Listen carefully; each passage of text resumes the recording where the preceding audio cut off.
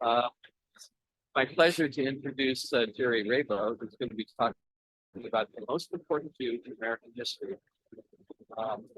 Jerry has been a member of Hazak since its origins. He's been part of the planning and steering committees since the origin of Hazak, and given lectures and presentations not only for Hazak but for other organizations in LA and elsewhere. And he's an author. We'll get into that later. But Jerry wants to make sure he has enough time to tell us about who this mystery person is. So with that, Jerry, thank you so much for joining us today and actually filling in at the last minute because of the program change. So welcome, Jerry. Thank you. And I want to start by acknowledging Joel Hyatt for really expressing a lot of trust in me when he asked me if I could do this, and I said yes, and I gave him the title, Most Important Jew in American History. He said, "Wow, that's great. Who is it?" And I said, "I'm not telling him." And so he actually scheduled this without knowing what he was talking about. Okay. I want to clarify the title, and because I've gotten a lot of strange answers. Matt here at PBS, walking around, and they come up with the strangest ideas of who might fit that category. So I want to make sure we're in agreement. This is not, I'm not asking about the person most important in the course of Jewish history in America. I'm asking about the Jewish person who is most important in the course of American history. That's a big order. Joel urged me not to keep teasing you in this whole thing and to get to it. And so I will, and here is an image that will show you what to expect.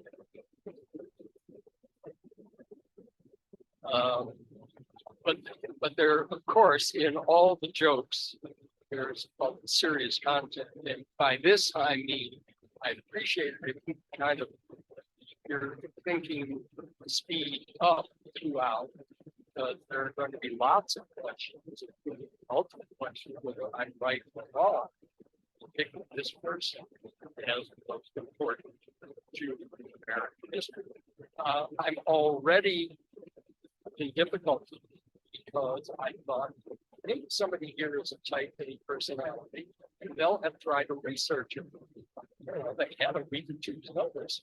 So I went to the most important source of information for Jewish American history available here in Los Angeles. A gentleman named ChatGPT, and I asked the same question, and I got not just one answer, but 7 answers. And so I am going to ask if anybody in a moment, if anybody here has an idea for the first time that we're talking about, but I wanted to compare it with artificial intelligence, which gave this list: Albert Einstein, anybody in this time, Emma Lazarus, maybe just one person, but okay. Jonas Salk, that's good. Ruth Bader Ginsburg, there are grandmothers. Those that I'm not sure which first. Steven Spielberg, because not of his movies so much of that thing as the Holocaust project. I'm going to skip the next one. And Abraham Joshua had interesting Jewish American government. I think the one I skipped was, of course, Sandy Koufax. All right. So I have to acknowledge this is a really tight talk. I'm already 2 minutes behind where I should be. So I'm only going to allow 10 seconds. Watch here. 10 seconds for anybody who wants to just shout out to me. I'm not passing around the microphone. Don't take too long. If anyone has a name shout it out to me and I'll shout it out to the mic. Yes.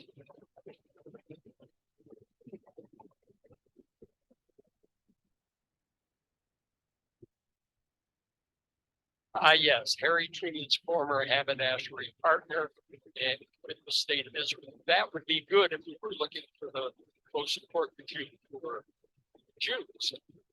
That is important, but I don't think. Okay, it could be. Yes, that's what we'd like to think this week. Perhaps it's okay. Yes. Time Solomon is a really, really good choice. Probably the first Jewish history I read, some prize I got. It was all about Time Solomon. Okay, yes, this is the last one. Then go back. Well, okay. We don't do sports in my family. Sorry. All right. All right. We're going to do something that you have to not discuss with my grandchildren. All right. I'm going to give you a hint. I have never given a hint on any puzzle to any of my children or grandchildren or for the last quarter century. And so here it is. This is your last chance to shout it out. This Jewish person's face is on the $2 bill.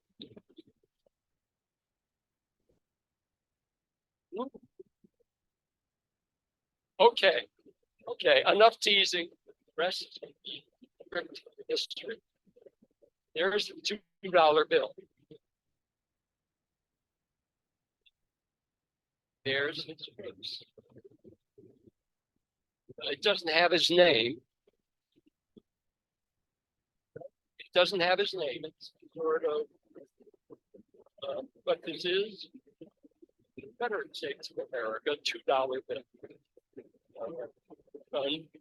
during that limited period, and that is a picture of Judah Philip Benjamin. Judah Philip Benjamin, and I now have the rest of my limited time to convince you that he was the most important Jew in American history.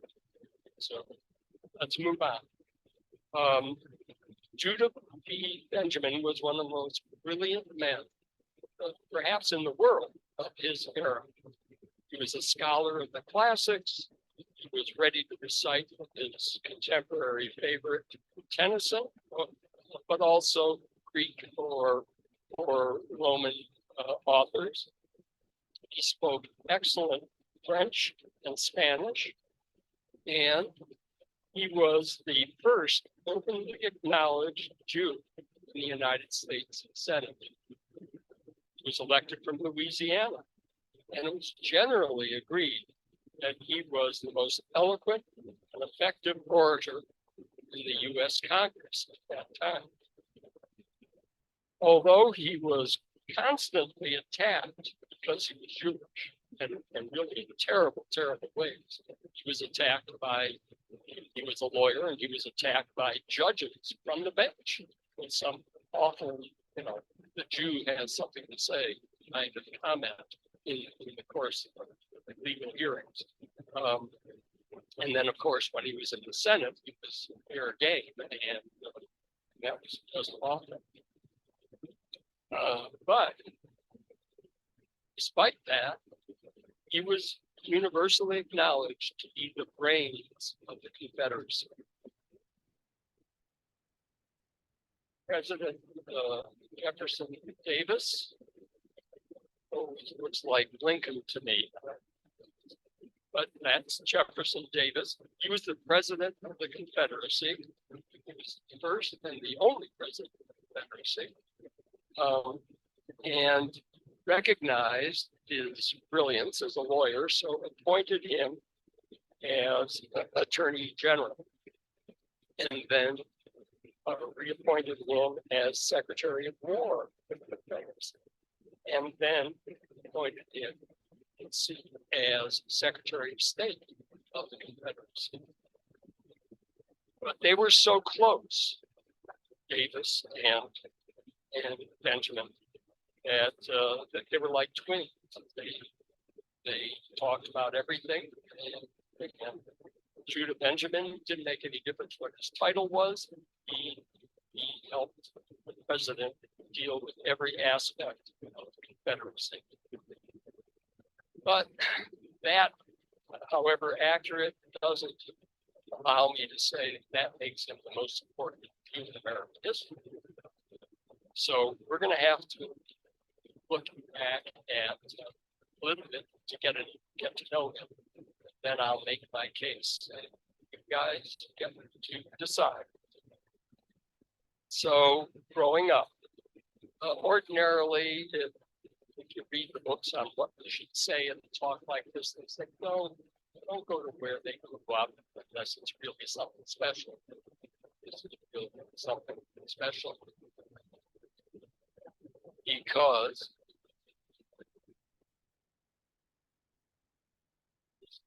this is the U.S. Virgin Islands. And this little bit is this, the island of St. Croix, one of the Virgin Islands. They were discovered, found, and named by Christopher Columbus. Didn't know where he was. And you can see from the size compared to Puerto Rico, which is not a large island, it's very small compared to the next west of the Dominican Republic and Haiti, which is off the map, and then ultimately Cuba and Florida. So everything gets bigger and bigger and bigger. And this is quite small. So what's so important about his birth? Well, what's important is it was the luckiest day of his life. Now, maybe all of us say that about our birthday, but for him, it was important because of when he was born. He was born August 11th, 1811. Now, the national ownership and control of these Caribbean Virgin Islands and islands shifted often. And Judah Benjamin happened to be born in 1811, which was right in the middle of a 9-year period when St. Croix, that island, was controlled by Great Britain. So he was a naturally born citizen of Great Britain. And that saved his life at the end of the Confederacy. We'll get to that. His parents were Sephardic Jews, and he was raised in a Jewish environment, especially after they moved to Charleston. They moved around 1821. He was still a young boy. And Charleston was, at the beginning of the 19th century, around 1800, was the largest Jewish community of any city in America.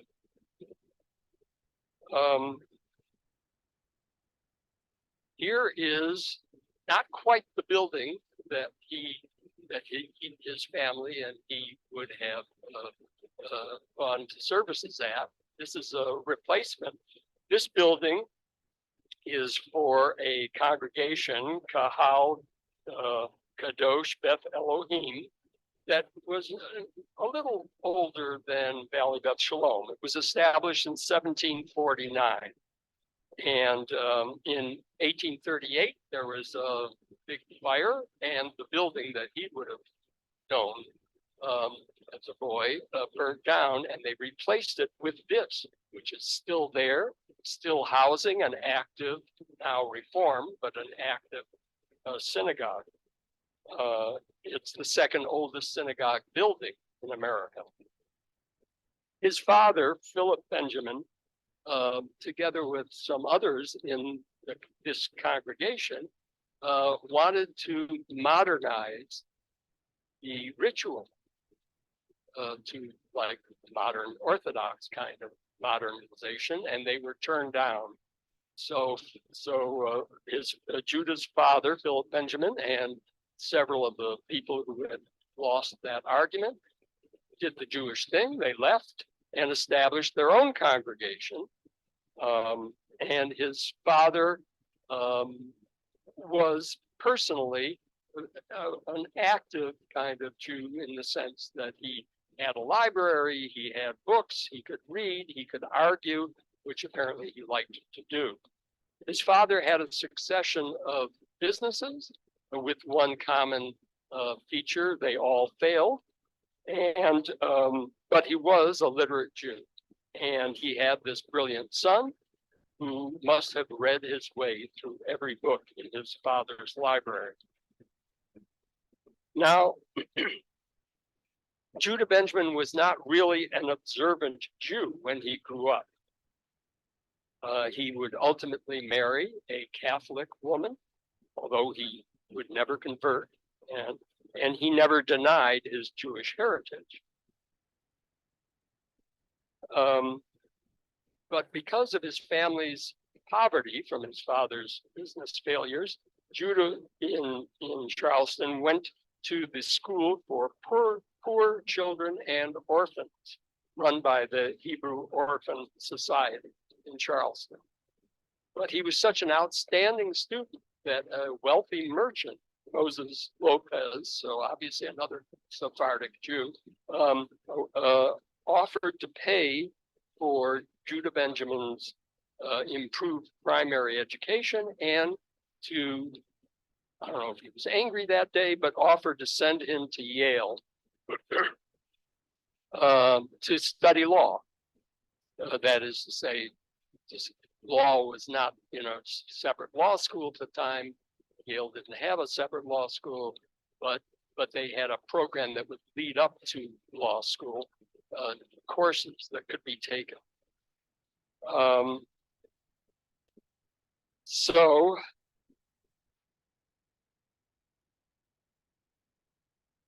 we have an important, really early chapter, the Yale years.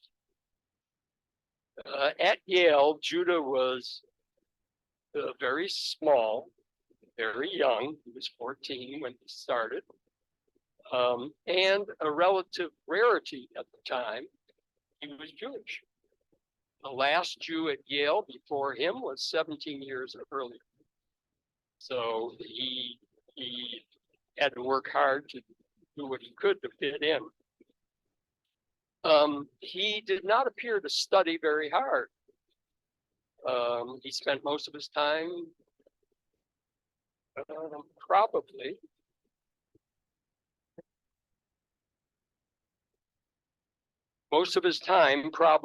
here, or a building that looked just like it. This one happens to still be standing, Connecticut Hall, built in 1752. It's now an administrative building, but in those days it was a dormitory.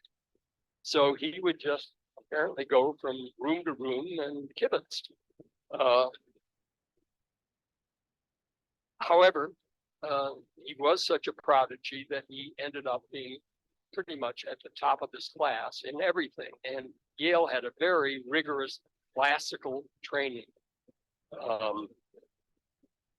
He was especially enthusiastic, besides the Greek and Latin and everything. He was especially enthusiastic and successful in debate and rhetoric.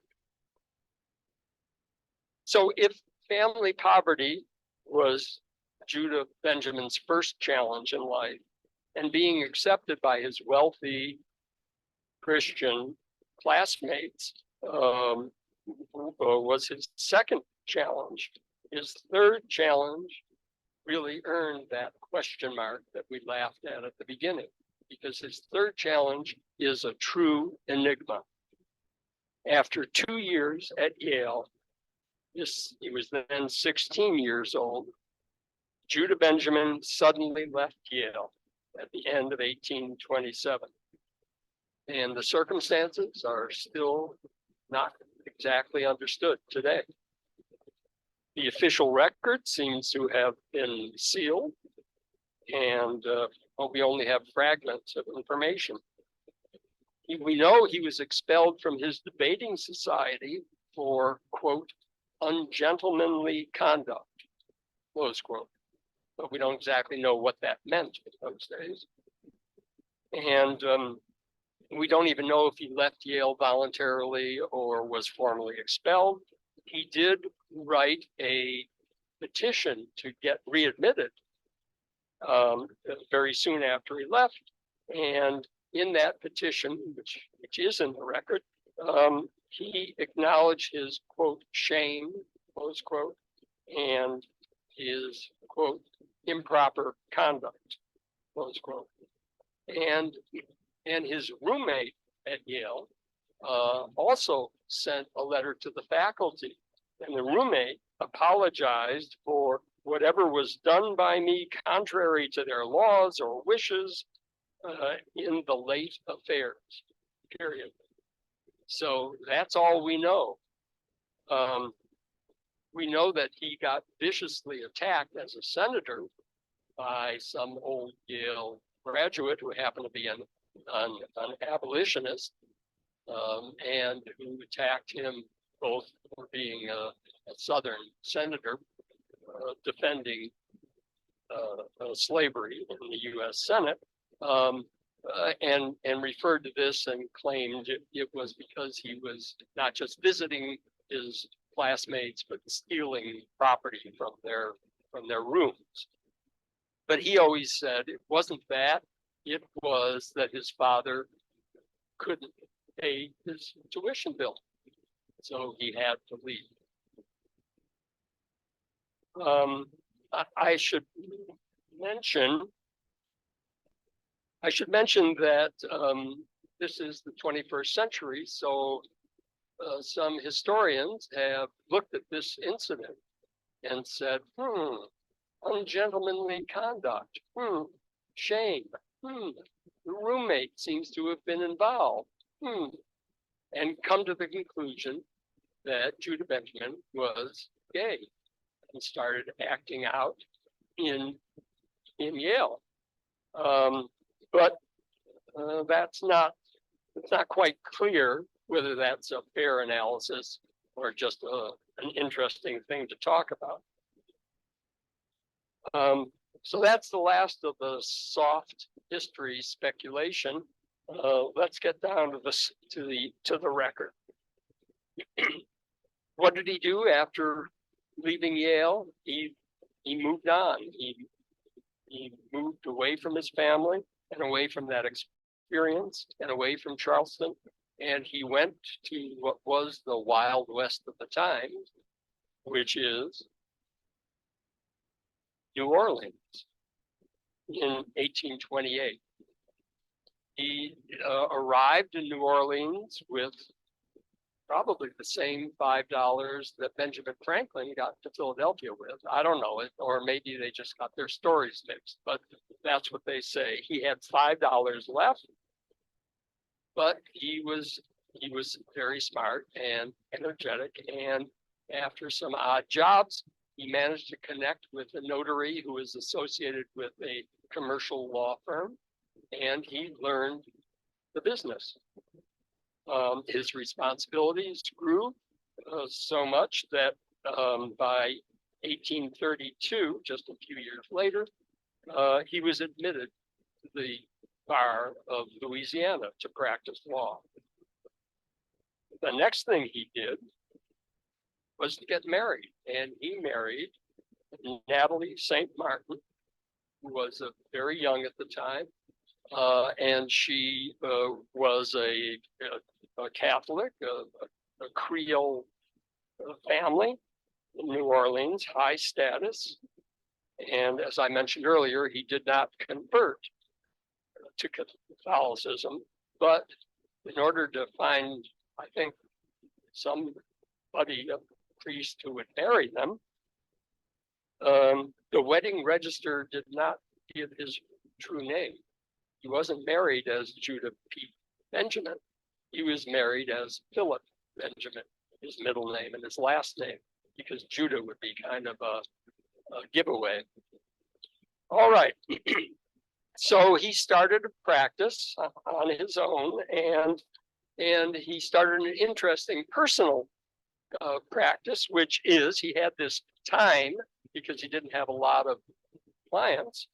And so he and another lawyer, older than him, that he was doing work with, decided to research and write a masterpiece, a digest of Louisiana case law.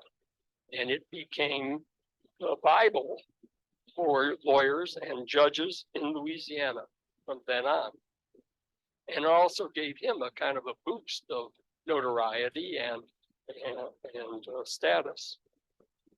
And the real benefit is that the brother of his co-author was a man named John Slidell, who was the person who got Judah Benjamin into politics, because Slidell ended up to be a boss, like Boss Tweed.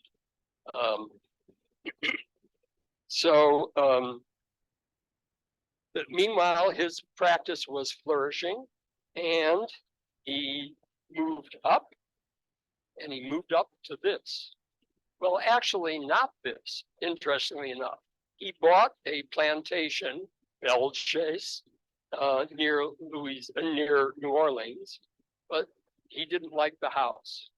So he designed his own, and this is the house that he designed. Quite magnificent. And that isn't all that he did. This was a large plantation, and he converted it to growing sugar,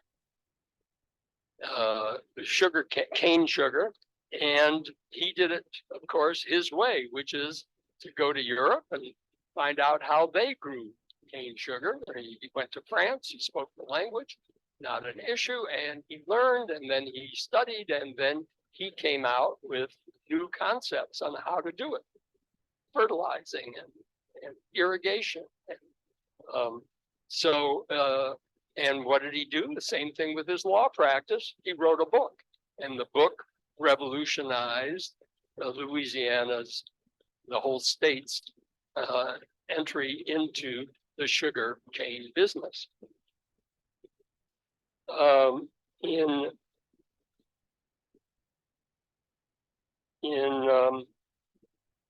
1843, after 10 years of marriage, his wife Natalie gave birth to a daughter, Nanette. But within a year,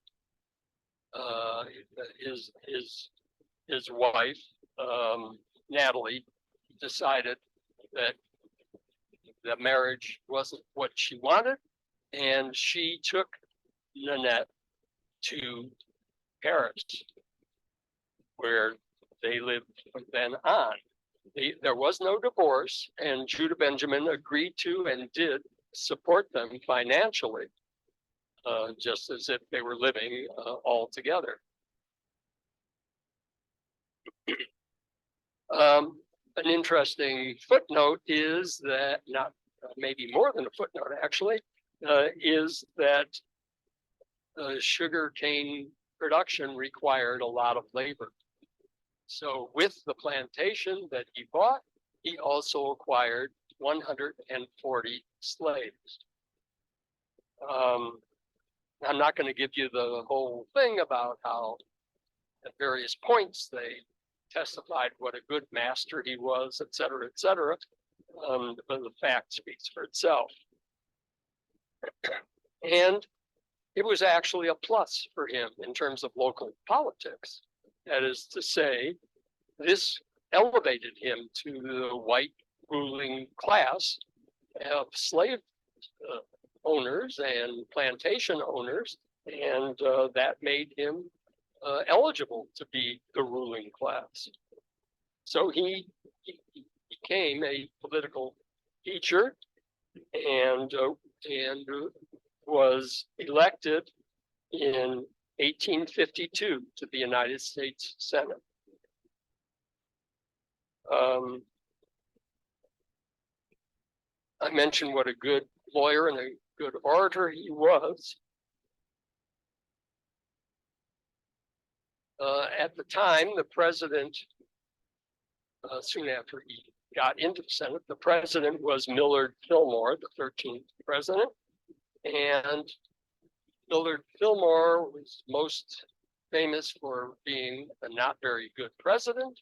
And he was a vice president, became president when Zachary Taylor died. And he was such a bad president that his political party, the Whigs, refused to nominate him for the first election. So he was a real lame duck president. But he was still president. And so he had a vacancy on the US Supreme Court and offered to nominate Judah P. Benjamin, Senator Judah P. Benjamin. And Benjamin turned him down because no one knows exactly why, but it's generally agreed he would have been accepted by the US Senate when the confirmation hearings happened. So he did turn down that honor. Fillmore is pictured here, not because he was so important to Judah Benjamin, but for a much more important reason. He is here because my sister's watching online, and so she can't tell you, but he was from Buffalo.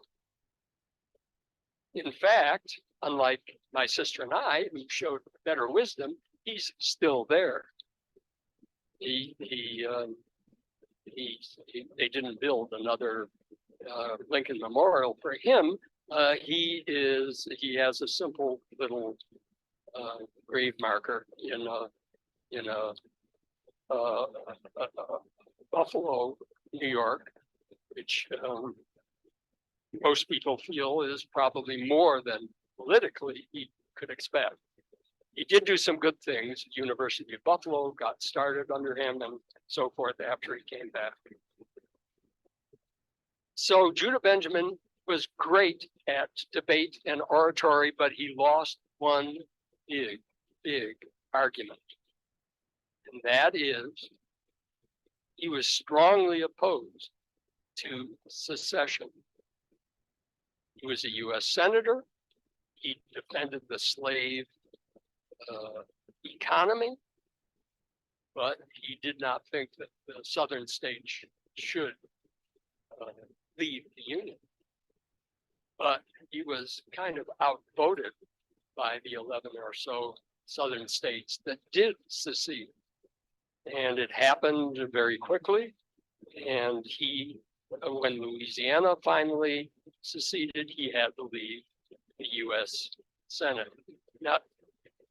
Not by the way, until he gave a wonderful 1-hour talk about how he hoped that the North would not create a war of brother against brother. And that didn't work either. But now he is no longer a senator. He becomes, in essence, the brains of the Confederacy, the shadow president of the Confederacy. We met Jefferson Davis before, and Davis, look at his curriculum. He was a West Point graduate, was wounded and a military hero from the Mexican War. He was a former US Secretary of War and, of course, a US Senator himself. Jefferson Davis wanted to be the Confederate Secretary of War, but he was such a leader that he was elected by the Confederate States to be the president of the Confederacy. And he felt that wasn't for him, but if that's what they said, he couldn't say no. So he would have to depend on his cabinet people. And one of his initial appointments was to appoint Judah Benjamin as the first Attorney General of the Confederacy. So he was in the cabinet. But the Attorney General wasn't like the most important person in a cabinet structure for the Confederacy. But again, Judah Benjamin didn't really care what title he had.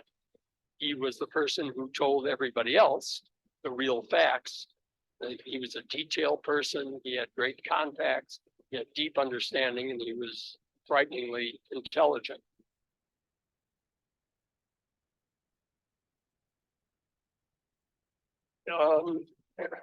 I hope you can see this picture of him, because I want to point out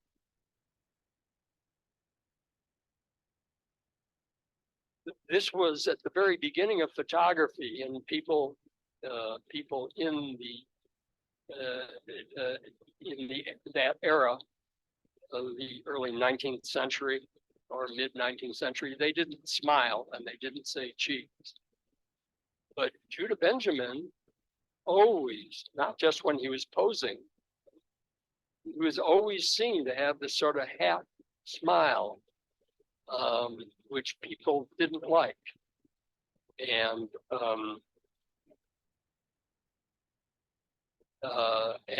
they claimed it was a mask hiding something, and obviously they presumed it was his Jewishness, even though that was far from hidden.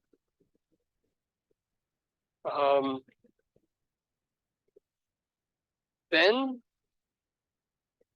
the initial Confederate Secretary of War turned out to be an absolutely wrong person for that job and did a terrible job. So Jefferson Davis decided to replace him with Judah Benjamin. And that's on the right here. This picture, of course, is later in the Confederate existence, and you can see the smile has been wiped off his face, and he looks like he's aged more than just a year or so. But now he was Secretary of War. Wasn't that great? Somebody who had never been in the Army, who didn't go to West Point, which half of the officer group for the Confederacy had, and didn't know a thing about that. But he was sufficiently brilliant that he did a reasonably good job. What he was really good at was being a supporter of his boss, the President Jefferson Davis, President of the Confederacy. So when there were early mishaps, as there always are in the battles, military battles, Judah Benjamin got in front of the president and said, "That's my department. I'm the Secretary of War, and I'm responsible for that," even though he really wasn't.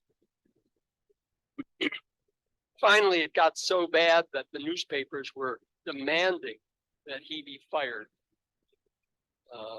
partly because military successes weren't coming like they ought to, and partly because he was Jewish.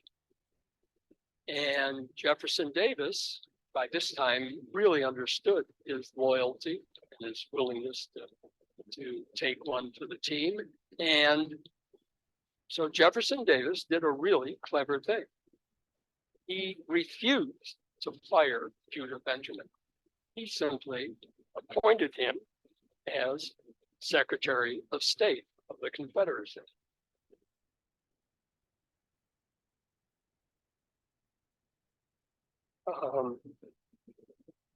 By this time, the Confederacy had moved to, okay. By this time, the capital of the Confederacy was moved to Richmond, Virginia, very close to Washington, D.C. That wasn't an accident. And as Secretary of State, Benjamin had an office right next to the President Davis, and they spent all day together in one or the other of the offices talking about all the things for the Confederacy. This is not the picture that you're looking at here. This is not the office of the Confederacy. This is the residence of the President of the Confederacy. And it was called the Confederate White House, even though it was gray. And some pundits would call it the Gray House because gray was the uniform color for the Confederacy. And here, Judah Benjamin developed a really interesting, close working relationship with the wife of Jefferson Davis, Verena Davis.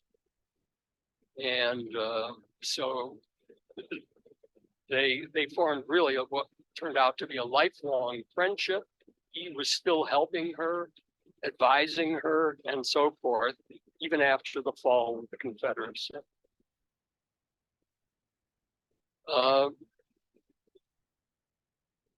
By the fourth year of the secession, the military situation completely changed. The North just had huge resources, both in personnel for the armed forces and shipping and you name it.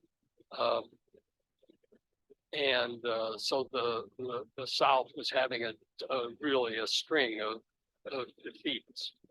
And eventually, after some false starts with generals who didn't know how to general, Abraham Lincoln finally found these two gentlemen, Ulysses Grant himself, ultimately a U.S. president, and William Tecumseh Sheridan. And in those days, a general would be attached to a particular army. And so the North and the South each had a bunch of different armies, depending on where they were located and what they were doing. So these generals didn't sit at a table together and head the armed forces. They were in the field, not in the front lines, but they were in the field of their respective armies. And the numerical superiority of the North just took over. Let's just take a half a break.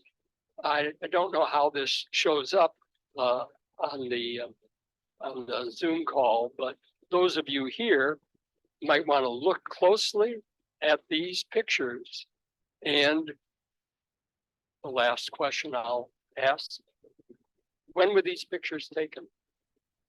Year and month. Okay, they're not dated, but they don't have to be. Can you see the little ends of fabric on Grant's left arm and the larger one, as it happens, on Sherman's left arm? Those are, the British call them weeping cloths. They're mourning cloths. That's what you do when you're in a uniform and the head of state or something like that dies. So we know these two pictures were taken after Lincoln was assassinated, which was just after the biggest battles of the end of the war. And so, this was 1865 in the end of April or maybe May.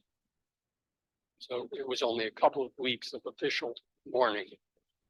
That's just a side effect to say that the history sometimes can be read from photographs, sketches, and descriptions.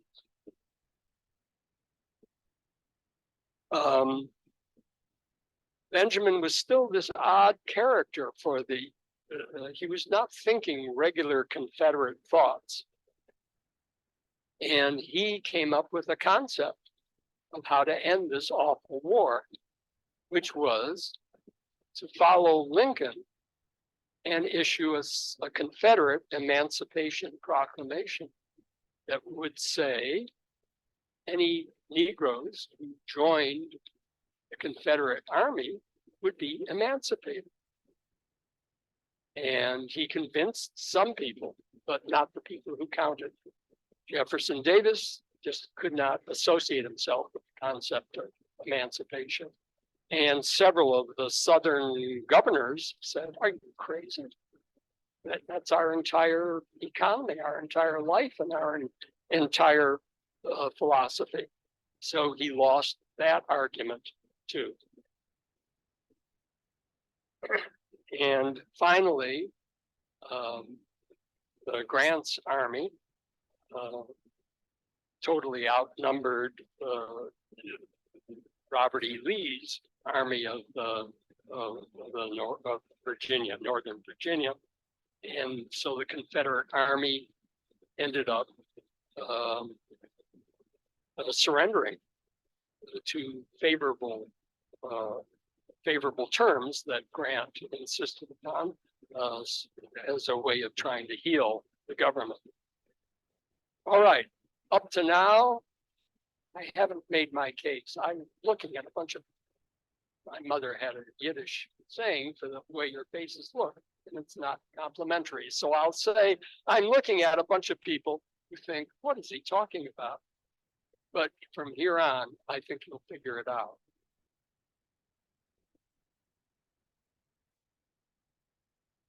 Now we're going to go to the role of Judah Benjamin in the assassination of President Abraham Lincoln.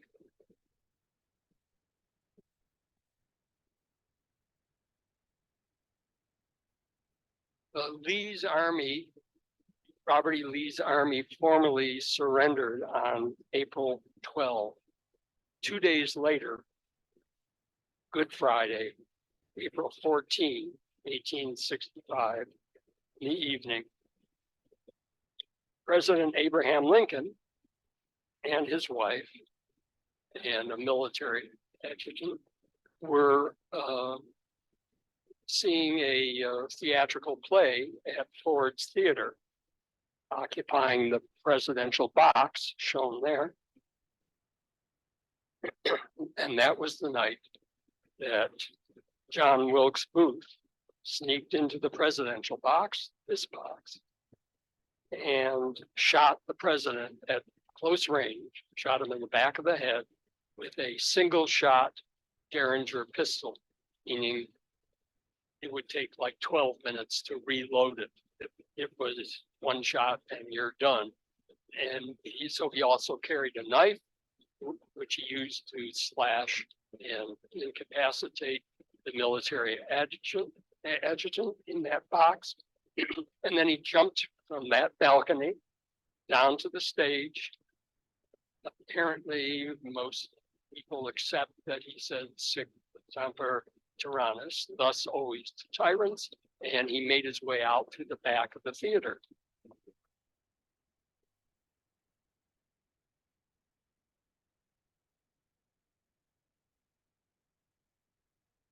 So Wilkes was an actor. He was familiar with Ford's theater.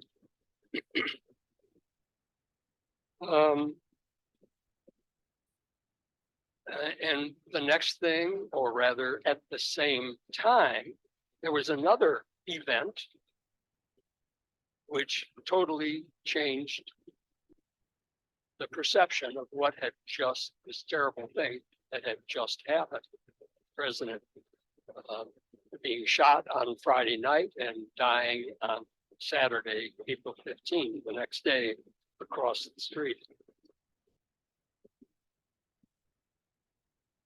What happened was this. the Secretary of State of the Union, William Seward, was attacked at exactly the same time by a co-conspirator,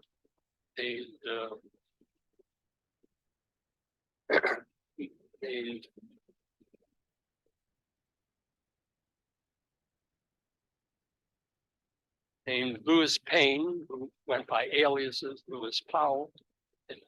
Anyway, he went to Seward's house. He had just a knife, but he attacked, he fought his way in, injured several people in the house with that knife, got into Seward's bedroom and tried to kill him with that knife. Seward happens to have been saved by an accident.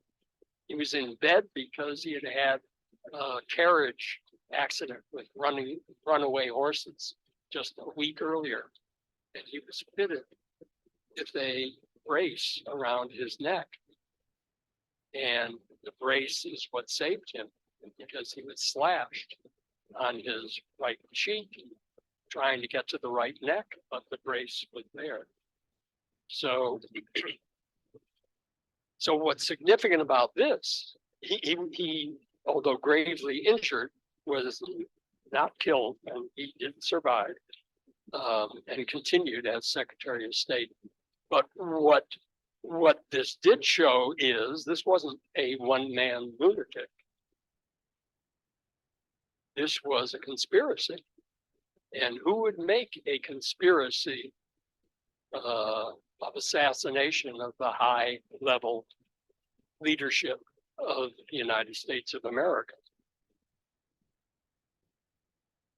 The last man standing of the higher echelon was the United States Secretary of War, Edwin Stanton. Looks like he's selling cough drops, but no, this is the real Edwin Stanton. And he took over, I don't think because that's what the Constitution required or anything else. He took over because he although he was on the list, he was not attacked that night. He was supposed to be, but for various reasons, they bumbled it and didn't get to him. And he was the head of the army, and that was the resources that they needed: troops, army intelligence people. And remember, the war was essentially over. So Stanton was convinced that a conspiracy like this could have only originated from the highest levels of the Confederate leadership. So on his list were Jefferson Davis and Judah P. Benjamin. They must have been in on it. So the Union agents and intelligence agents quickly connected John Wilkes Booth to this house, Mary Surratt's boarding house in Washington. And they found that practically everybody who was, some people were just there in the boarding house, but practically every member of this conspiracy managed to meet there at one point or another. And that's a picture of Mary Surratt. And she is famous not from her participation in the conspiracy as much as the fact that she was the first woman who was executed in the United States as a government criminal response to a crime. Booth was captured, but unfortunately killed by one of the soldiers who did not follow orders, and so nobody ever got to interview Booth or interrogate him.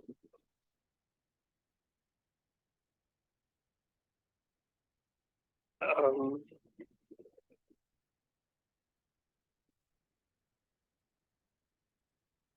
so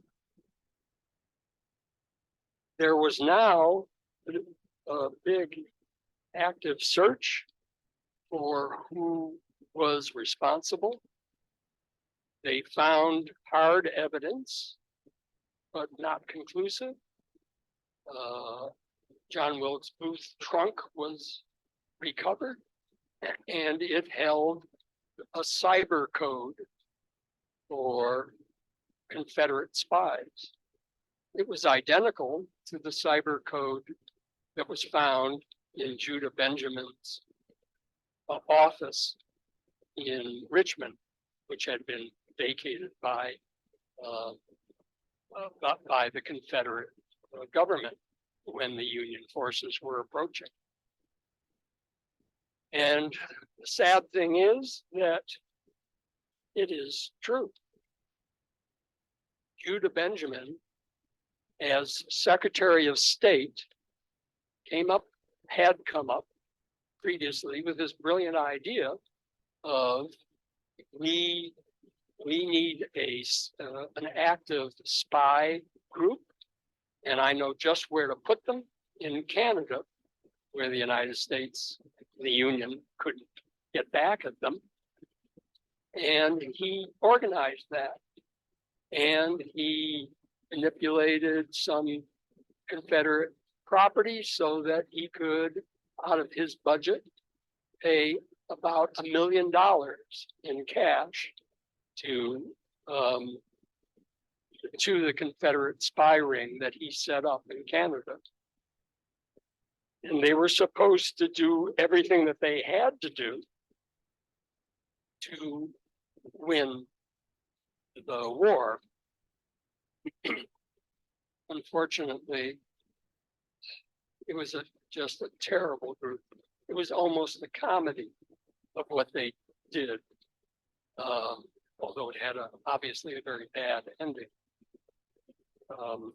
They tried to burn down New York City, and they ended up causing a small fire in one of the hotels that they attacked. They came into Vermont from Canada to get money by raiding banks, and they got caught as they left.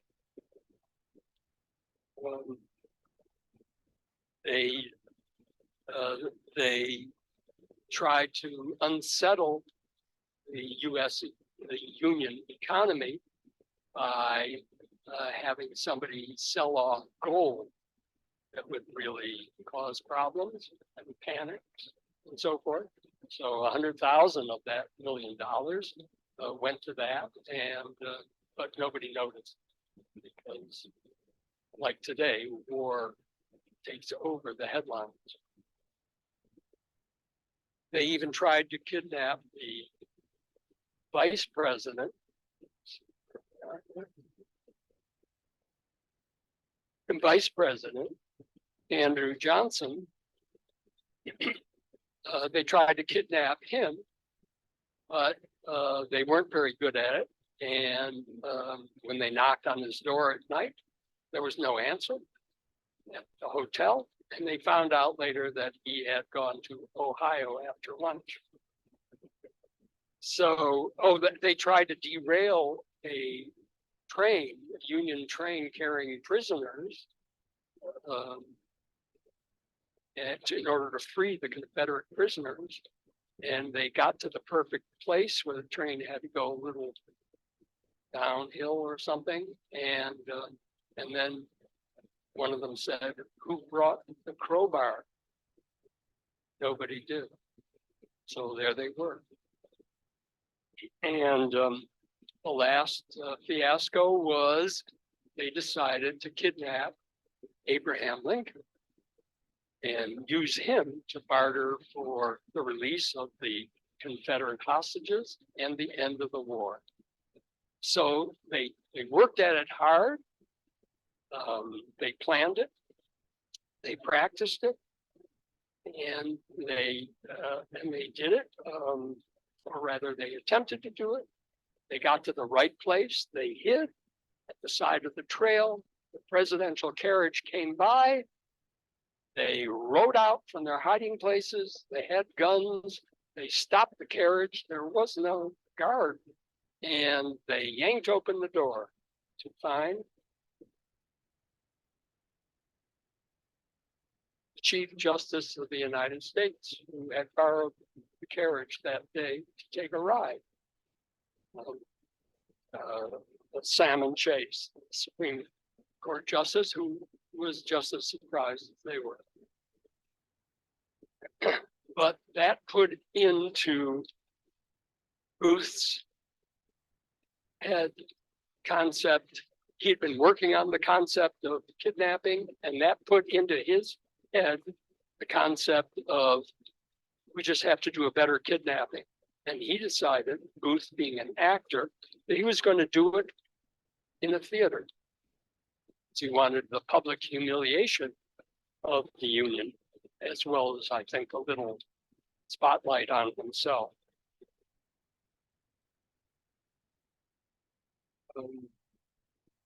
But what happened is this was just when he worked it out. They had an active kidnapping plot, and it was just at the end when the South had already lost the war. Grant had already announced he was releasing all the Confederate prisoners on the same terms that he gave to the Lee's army. And so there was nothing left to get from a kidnapping. Booth, John Wilkes Booth, changed it to murder at the last minute, and he only told a couple of his inside Confederates. So the 8 were finally arrested by Stanton, and the first 4 were the sort of minor people, and they were given prison terms. The second 4 were the insiders, including Mary Surratt, and they were hung very quickly just outside the prison. And that's the nicest picture I could find of the actual gallows. And that's Mary Surratt. They had umbrellas over the prisoners. I don't know if it was for their comfort or because they didn't want the people, Union soldiers armed on the wall above them to be able to do anything.